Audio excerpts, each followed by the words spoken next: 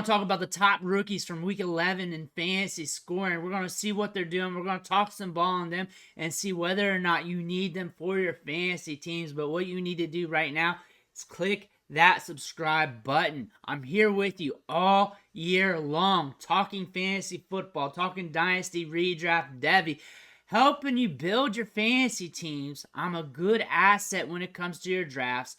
I'm dropping waiver wire content every single day. Also helping you set those lineups. Click that button. Stop missing out. Ric Flair's watching too. Don't upset him. So let's dig into this. Let's look at these rookies real quick. And it's Tank Dell. He's been going off all season long pretty much. And he's on a huge tear right now. Last 3 weeks. Week 9, almost 30 fantasy points. Week 10, 18.9. And then week 11, 28, almost 30 fantasy points. Wide receiver 3 on the week. 10 targets at 26.3% target share. 160 air yards. So we're pushing a 30% target share. We're over 25, however you want to look at that. And we're at like 160 air yards. That is elite work rate at the wide receiver position. And looking at the targets over these last 3 weeks as well. Week 9, 11. Week 10, 14. Week 11, 10. Catches 6, 6, 8. So he's on a tear. He is producing. CJ Stroud loves him. And he is a good wide receiver. Expect him to be productive going forward. Tommy DeVito is here, and he did something last week against the Commanders. Was the QB5 on the week, 246 yards and 3 touchdowns. And depending on your scoring, he could be a little bit less or more in the QB rankings. And also in scoring, 28.5 fantasy points. On Sleeper, 25.5 in the spreadsheets. Really depends on how your league works the quarterback. But 244 attempted air yards in this game, slinging it downfield with a 9.4 average depth of target, and 72% of his balls were catchable. That's pretty solid. Had a 137.7 quarterback rating. He's not a top-tier prospect. He's not a guy who's probably going to be kicking around the league for like years and years and years and years. But enjoy him while you got him because he is Tommy DeVito. Now we're looking at Jahmyr Gibbs, 21.5 PPR fantasy points. The RB3, we had 36 yards and a touchdown, 6 catches, 59 yards. And you know what? He's getting it done in the passing game. 6 targets, 18.8% target share, which is all right for a wide receiver. Very good for a running back. 50% opportunity share. So we're splitting it right down the middle with Montgomery here. 14 touches in this game. Seems like the right amount. Jahmyr Gibbs is explosive. He has the long speed used in a passing game. And you got to start him every week nonetheless because he could go off on any given Sunday. Now we're looking at Jaden Reed. He's been on a tear these last few weeks. Wide receiver 11 at 19.2 PPR fantasy points in week 11. 19.4 points in week 10 against the Steelers. Just going off right now. 6 targets at a 15.8% target share right now.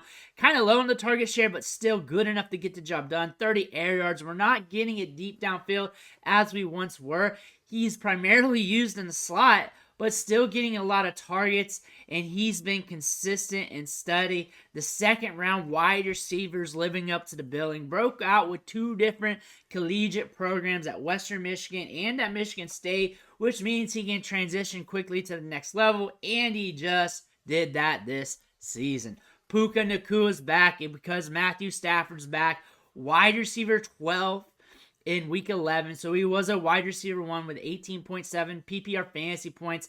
That's on 7 targets and a 24.1% target share. So pushing 25%, only 68 air yards in this contest.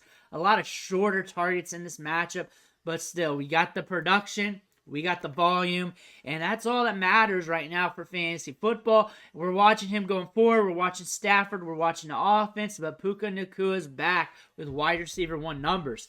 CJ Stroud, QB 16 on the week. Really depends on the scoring for quarterback in your league. As you can see, Sleeper has him with 19.3 PPR fantasy points, and the spreadsheets got him with 15.3.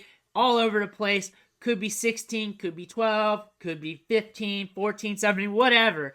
QB2 production here, but 75% of his balls were catchable. Was operating out of a clean pocket at almost 80%. But looking at the air yards here, this is what's encouraging. 10.1 average depth of target, 373 air yards on the game. So we're pushing it downfield. We're getting it done. This is good for the wide receivers. This is good for CJ Stroud. This is good for overall fantasy production. Him pushing it downfield with accuracy is something you want here. 75% of his passes are catchable, and they're going deep downfield. That is something you want here. This is why he's being productive.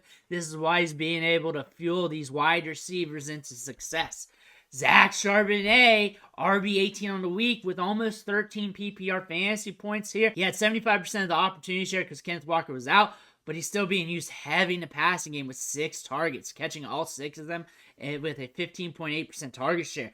21 touches in this game. With Walker out, expect him to see around 20 touches a game going forward. That could be 18, 19, 20, 25, but it's going to be up there. It's going to be a considerable increase. That could lead to him being productive. That could lead to him being productive in a tough matchup. So something you want to pay attention, but Zach Charbonnet is here to prove himself. Will Levis, 12.5 PPR fantasy points, 16 on sleeper, QB 20. So back in QB2 range and scoring 133 air yards though, 7.8 ADOT. We want Levis to push it downfield. We want him to be a gunslinger. And if we corral him a bit, I know it helps with the catchable passes here with 81.3% and a completion rate. But we need those deep balls. We need him deep to DeAndre Hopkins. We need him pushing it downfield. This will optimize him and the players around him for fantasy. That's not happening, especially in this last matchup against the Jaguars. We need him to push it downfield. That's definitely the thing. He's not really exceeding expectations. He's kind of waffling up and down. But still, we need him to push it downfield a little bit more to tap into that upside for fantasy. Dontayvion Wicks. Remember us talking about him in the offseason as an upside, under-the-radar play.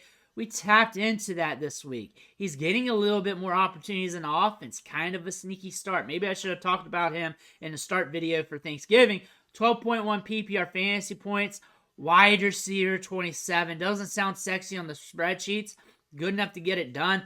5 targets, 13.2% and 64 air yards. Player to monitor. Player to watch here. He does have some athleticism. Go watch the tape from Virginia. He's got some ball skills.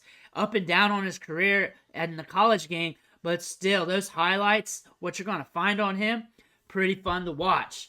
Now we're going to the tight ends. They scored very similar here. Dalton Kincaid has been going off as of late. 10.6 PPR fantasy points, which is okay at the tight end spot in fantasy because the tight end spot is very bleak. Scoring 10.6 PPR fantasy points will make you a tight end 1. Then we also got Luke Schoonmaker over here for the Dallas Cowboys. Scored that touchdown. Was able to get some production. Dallas drafted him in the second round. Has some good size, adjusted athleticism from Michigan.